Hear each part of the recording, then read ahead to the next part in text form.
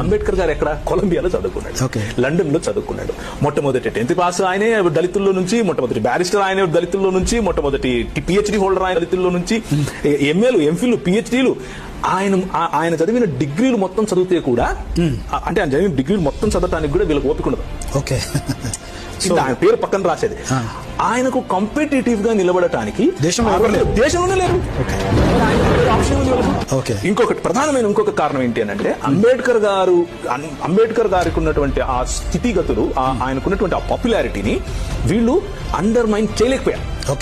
ఎందుకు అనంటే, ఆప్షన్స్ చూసుకోండి.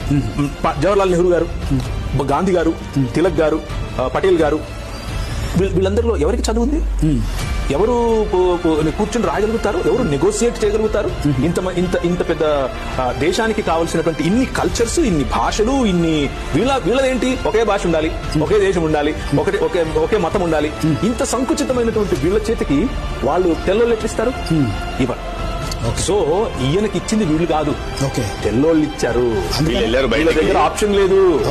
ఈయనకి ఎందుకు ఇస్తామని కొట్లాడిన వాళ్ళు కూడా ఉన్నారు. కొట్లాడిన వాళ్ళు ఉంటే కూడా ఆయన అంబేద్కర్ గారికి ఉన్న ఎక్స్పీరియన్స్ కి, ఆయనకున్నటువంటి దాని విప్లవాత్మకమైన ఐడియాస్ ముందు వీళ్ళు నిలబడలేకపోయారు. వీళ్ళు బయటికి వెళ్ళారు, బయట వాళ్ళ దగ్గరికి వెళ్ళారు, కాన్స్టిట్యూషన్ రాయడానికి కన్సల్టెంట్ చేయడానికి వెళ్ళారు. వాళ్ళు చెప్పింది ఏంటంటే, మీ దగ్గర అంబేద్కర్ పెట్టుకుని మీరు మా దగ్గర రావడం ఏంటి?